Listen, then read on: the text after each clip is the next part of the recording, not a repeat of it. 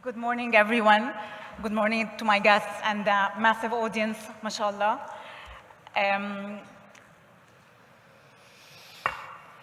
The third financial sector strategy plan was initiated by Qatar Central Bank recently in 2023. And what I found most interesting in it is the focus on infrastructure, technology, and investor protection. And to be honest, the region is mainly composed of emerging markets. So having that as the headline of the strategy is going to be of interest to them. Abdulaziz, would you like to give us an overview of the strategy, a quick overview, the framework, objectives, with a focus on the stock market's benefits from it?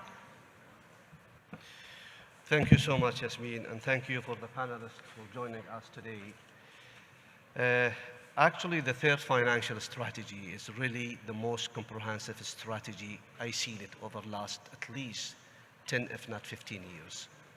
It's really well structured, and really the plan is really clear, and the KPIs is there for each stakeholders in this strategy. And the strategy even, it has a very clear deadline for each stakeholders.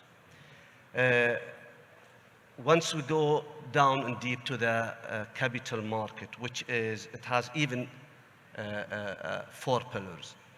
And I'm gonna focus more on advanced equity capital market, which is we're gonna focus more to increase the liquidity, to expand the business of the asset management, to provide more diversity to the market, and to make sure we are really working towards to the advanced market, or to be beside of the advanced indices. So the strategy itself really it's a good opportunity for all of us as stakeholders to work on it. And the good things in this strategy, even there is a committee that has been created by His Excellency the Governor and led by Mr. Mai. And all of us as stakeholders in this committee, and the highest decision maker in each capital market entity, it's a board member in this committee. And we are meet monthly, and even to focus and to see where we are in order to achieve all of this strategy. And as you know, the strategy itself, even it's covered the whole sectors, not just capital market. And I think the colleague, they will gonna touch on the other sector, I think. Yeah, thank you, Abdulaziz, and thank you on highlighting the focus on equities and increasing liquidity. I think this is something very interesting as well. Yousuf, let's move to you. What are the Qatar Financial Center's goals in the strategy, including in the development of asset management, the asset management sector, which is a major part of the strategy, really? Can you give us a snapshot of the progress to date and what comes next in terms of objectives to be met in this area? Thank you, Yasmine. Assalamu alaikum wa rahmatullahi wa barakatuh. Before I get into your specific question on asset management, I just wanted to elaborate on the third financial sector strategy. And before I get into that strategy, I want to give the audience a glimpse at the landscape of Qatar's infrastructure when it comes to financial services. Qatar, as you know, is a small market, but a very dynamic and ambitious market in the region. Qatar is one of the largest liquefied natural gas exporters in the world, and we believe that there is a need to diversify away from oil and gas and develop our financial services sector, which is quite young but ambitious. The lay of the land is as follows. The ultimate leader, of course, of the financial services industry is the Qatar Central Bank. And everybody around this table and everybody in the industry reports into the central bank one way or another and works with the central bank to achieve certain goals and objectives. Now, the third financial sector strategy is a strategy that was put together by His Excellency the Governor and by the Central Bank to develop the ecosystem when it comes to financial services in four verticals, main verticals: banking, insurance, digital and innovation, and capital markets. And as you know, today we're here to talk about capital markets. And when it comes to the delivery of the third financial sector strategy, the main players, other than the central bank, which is the main regulator for the entire industry, is multiple players. We have the Qatar Exchange, which is the main market. We have the regulator of the exchange, which is Qatar Financial Market Authority, which regulates all the listed companies on the exchange. And you have the Qatar Financial Center, which is also a legal and regulatory environment which was put together to attract foreign direct investment and develop the financial services industry by attracting multinational institutions to participate in the local economy and to assist and support the local financial institutions in, developing new products and participating also in global markets. So within the KFC, you have the authority, which is us. I lead the authority, which is pretty much the company registrations office, the immigration office, the employment laws, and all the rules and regulations required to operate a company, either within financial services or other than financial services. And then, of course, we have the regulatory authority, which regulates and supervises all the financial activities that we register in the Qatar Financial Center. And we do that under English common law to give international players and even local players who want to go abroad a different option when it comes to conducting business in Qatar's economy. So I hope that gives you a flavor on the landscape. Now, within the third financial strategy, of course, the Qatar Financial Center plays a crucial role because we register and license banks, we register and license insurance companies. We are a main attracting body for financial technology companies and digital assets in cooperation with the central bank. And we also contribute to the development of capital markets by allowing our companies to list on the exchange, even though they're under a separate legal environment. But we have worked with the exchange and the Capital Markets Authority to allow foreign institutions to list on the exchange as well. And within that, on your question on asset management is one of the areas that we will be focusing on. We are currently consolidating efforts with some of the other players in the market, including the Qatar Investment Authority, to attract asset managers. I believe the GCC in the next 10 years will become one of the hubs globally for asset managers. A lot of asset managers have moved recently to nearby markets, including Abu Dhabi, Dubai. We're working on attracting venture capital funds, technology funds, startup funds. This is a very politically stable area for the next 10 years. These are stable governments with fiscal surpluses. Oil and gas will continue for the next decade, I believe, in positive territories. So all the reports indicate that this area will attract wealth, will attract asset managers to conduct business between East and West, and to give the alternative to the usual market, which is the US and Europe. Many, I think, asset managers now are testing new territories and they're moving towards the East. And I believe that this is going to be a trend, and we believe in Qatar that we can capture 10 to 15% of that trend. I think there's room for everybody. Competition is healthy. We'll see asset managers in Saudi, we'll see asset managers in Abu Dhabi, we're going to see asset managers in Dubai, and we're going to work with asset managers to also locate in Qatar within a certain niche. Do you think we should look forward to new asset managers establishing funds or introducing new types of funds in QFC this year?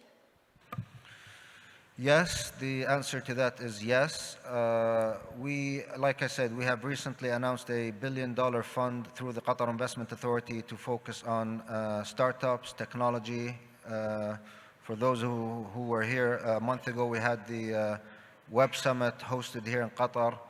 and we have contributed government support to allow some of these entrepreneurs to locate themselves in Qatar.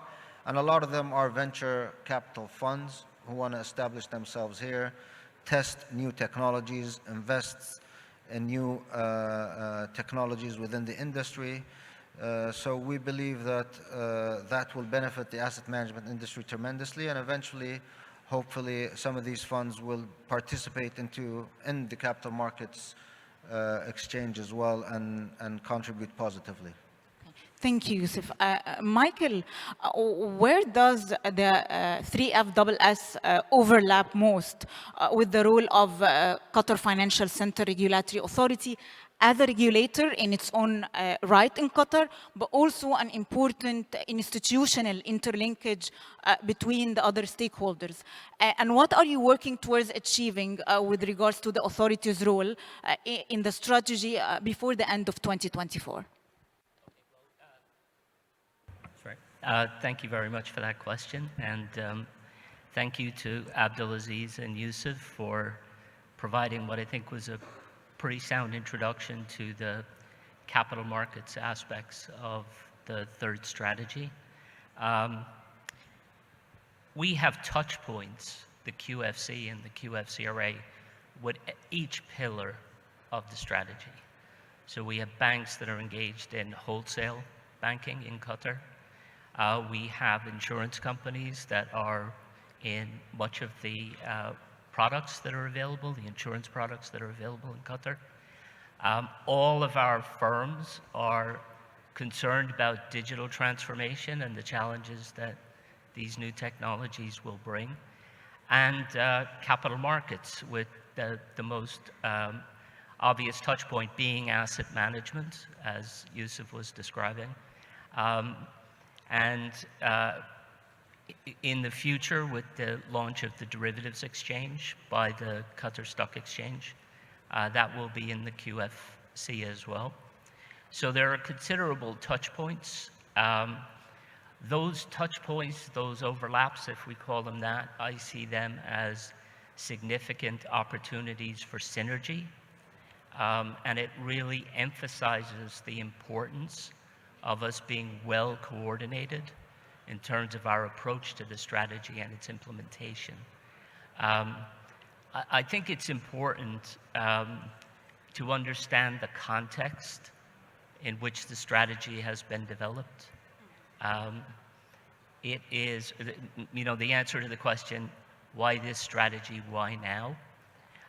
And that really goes back to the National Vision 2030 and the third National Development Strategy, which was just launched as well.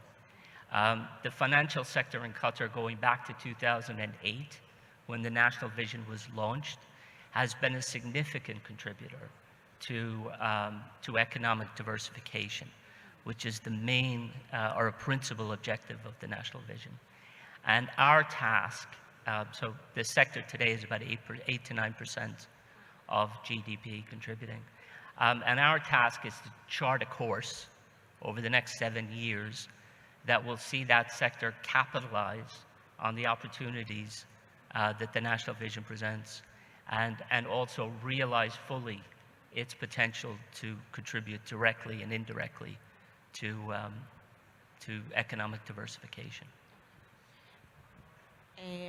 Sheikh Ahmed, we started with an overview of the strategy, and I want to end the first question with also an overview of the current legal structure. And what's in the pipeline that would support the strategy with a focus on technology, payment, and non-banking financial services. And this is actually interesting because technology and insurance are two of the four pillars of the strategy that also includes capital markets and banking. So if you would like to give us an overview of the current structure and what's in the pipeline that you think you need to work on and quickly to achieve the strategy's goals. Bismillah ar-Rahman ar-Rahim. Assalamu alaikum wa rahmatullahi wa barakatuh. First of all, thank you for having me. And regarding the infrastructure or the project that you mentioned, it's one of the main backbone of any financial sector, especially the payment system infrastructure. Qatar Central Bank have made a huge investment in upgrading the whole infrastructure for payment and settlement. We recently launched our instant payment service, Fawran, and within maybe the 2 months we have launched it, we have received over 100,000 registered users, which is, according to the industry leader, it's one of the fastest adaptation of an instant payment system maybe in the world. We're also working on other initiatives to improve the infrastructure. For example, we're talking about the fintech ecosystem. The first thing we are looked at is the regulation, because with the banking sector, when there is no regulation, usually banks are risk averse. They don't like to go into innovative product if there is no guideline from the regulator for this. So we are planning in our strategy to launch 14 regulation. Most of them are already out. We have some regulation like in the buy now, pay later, the crowdfunding, and also guideline on cloud computing, digital insurance we just launched last week. And with this ecosystem, we have now licensed around 10 fintech companies. We are also have received application for over 30 in all of these guidelines that we have launched, this regulation, because they present like a new business opportunity for the market. It will allow the banks, for example, the instant payment service, the local card, Himyan, they allow the bank to launch a new innovative product as part of the pillar one of this strategy. And also will also help us assist with the capital market, because you can upgrade all you want, but if the people are relying on checks or cash and the settlement is slow, then this is not what we are aiming to achieve. We are aiming to have a state-of-the-art infrastructure, to have the state of Qatar lead in the region in this regard. And other than the retail payment system, we are also working on upgrading our wholesale retail payment system, the settlement system, which inshallah will be launched within the end of this year or the beginning of next year. We are also looking on the whole fintech ecosystem and how to support this sector. We are working on multiple initiatives, including the launching of a technical sandbox, because as you know, State of Qatar has a lot of one of the top universities in the region, and we have a lot of great minds. So we are trying to build the infrastructure to help them to innovate, which will help also drive a new and innovative product in the market. Thank you, Sheikh Ahmed. And do you think we can see that this year? Yes, inshallah, the innovation center will be launched this year. Okay, thank you. My second question, the 3FSS highlighted the need for additional products in line with the different sectors' needs. And I don't know why, when I think about products recently, derivatives come to my mind very quickly, maybe because the region offers a great opportunity, given that Saudi and the UAE control 100% of the market, and the Dubai Gold and Commodities Exchange on its own controlled 99% of the market last year, with currencies, as one would expect, taking the lion's share of over 95% of the total trading volume. Abdulaziz, I know that Qatar had announced plans to start working on a derivatives market, and I also know that other countries in the region, like Morocco, Egypt, and Oman, have the same plans. Do you think we can see something in that area this year? Thank you, Yasmine. Yesterday, just we were discussing with our colleague in Arab stock exchanges in regard of the diversification and which first should come, or which it is liquidity or a different type of a product. Shall we focus? What do you think? Yeah. I think we take our decision in Qatar, and that's why the third financial strategy, it's clear. We will gonna help the market, and we will work towards to diversify our market with the whole equity market services and the product. And in the same time, we will gonna work to attract more and more liquidity. For that, derivatives, we are on the very good stage in terms to launch the derivatives and the regime of the QFCRA. And I think by 24 this year, we are very able to launch the derivatives exchange. And also we are working to produce more ETFs, either in ESG or gold ETFs or many other type of the ETFs. Actually, we are really aiming to meet the requirement of the advanced market, which is the advanced indices. And that is not necessary. We will gonna be part of the advanced exchanges. That is meaning we will gonna develop our market, and we will make sure to provide more services, and we will make sure to provide or to attract the private sector to come to the market. We will make sure to maximize the asset management business. We are trying to work to attract more and more SMEs to the market, and we are working to that work. So the third financial itself really, it's helped the market to diversify himself through, even from what Sheikh Ahmed he just mentioned in regard of the fintech. We can assume if there is a good number of the fintech, definitely they will come to the market, right? In the same way in the insurance and in the banking sector. So there's a lot of initiatives will help the market to be multi-product. Sheikh Ahmed, with regards to ESG and sustainability, which is one of the 5 cross-cutting themes of the strategy, that also include the governance and regulatory oversight, Islamic finance, technology and talent. Do you think that we need to do more in that area with regards to maybe introducing some regulatory changes or incentives? Yes. For ESG, we are, as a central bank, we are working on guideline for the financial institution in ESG. It's part of the strategy, and we are working closely for them. For that, we are working also on other initiatives that we will announce, inshallah, soon regarding the ESG. But it's very important, it's top priority, and actually one of the main targets of the fintech strategy is to have green fintech. So inshallah we are working with it with our partner and QDB, Qatar Fintech Hub, so to maybe launch some sort of a hackathon inshallah regarding this subject. Great to hear that. Mike and Yousuf,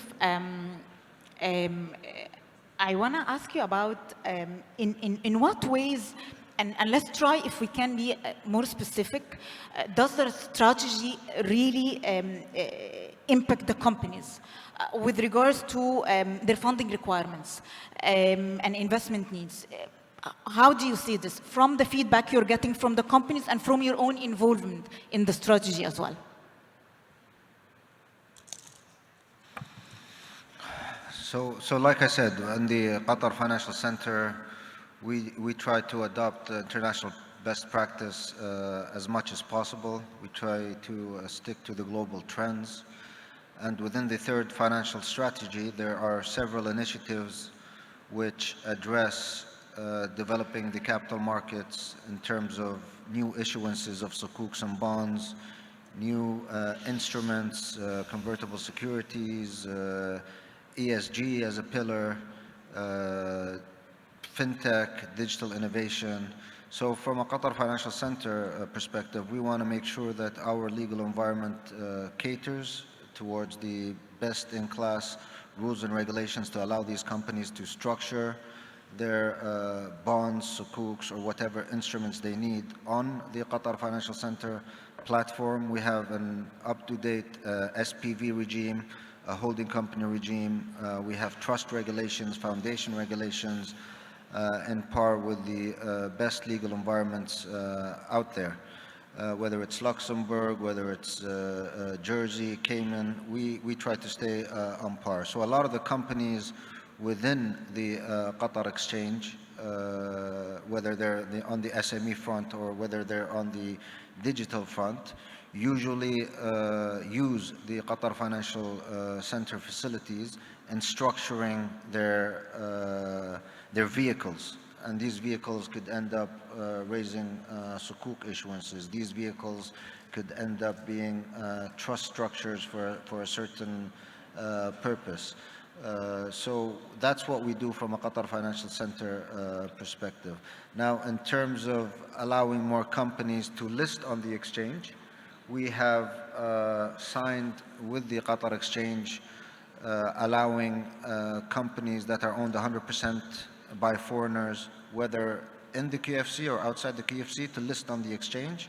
We have a single window put in place to allow these companies to facilitate their listing requirements in a swift and efficient manner. And we hope that through these regulatory reforms, more companies would end up listing on the exchange through the Qatar Financial Center or even through the Ministry of Commerce. Thank you so much on this. I think we're running out of time, so I'm going to move to the last question. The carbon market has created a buzz globally and in the region specifically after the announcement that was made in COP27 in Egypt with regards to the initiative to introduce an African carbon market. I'm glad that Mr. Al-Jaida has left, because I was going to say it's very hard for Arabs to do something together. So I think there was in Egypt they reached out to Africa, and maybe here you guys would be interested to, if you are to consider such an initiative, to either start with the wider GCC, which actually a region that managed to accomplish a lot together compared to other regions in the MENA, or maybe have like an Asia market. But first of all, what do you think about such an initiative, and do you think that we can see something similar in the GCC or some GCC countries along with other countries in Asia? Any takers? The last part again? Regard of the carbon market, do you think we can have an initiative similar to the one that was launched in Egypt during COP27 to create an African carbon market coming from the region and starting by the GCC maybe? Good question. I mean, ESG is a trend. Environment, social governance has been a trend out there. We've even seen the World Bank reports and the IMF reports pointing towards carbon exchanges. I've heard about the one in the COP27. Whether we can replicate that in the GCC, I'm not aware of any talks currently between GCC exchanges. I think it's food for thought. In the next COP, I think there could be discussions around it. What we've done in the QFC in terms of ESG is we're trying to build a sustainable legal and regulatory framework. We're trying to create voluntary ESG disclosure portals, and we're developing a carbon program exchange as a preliminary framework that could potentially eventually end up on the Qatar exchange. And if that pilot project does succeed, we can look at cooperating with other exchanges. But to be honest, there are no talks as of now between GCC countries on a consolidated exchange program as far as I know, unless Abdulaziz knows otherwise. Abdulaziz, everybody wants you to speak. I think, yeah, no, I think we are far away from that, but could be a potential even for this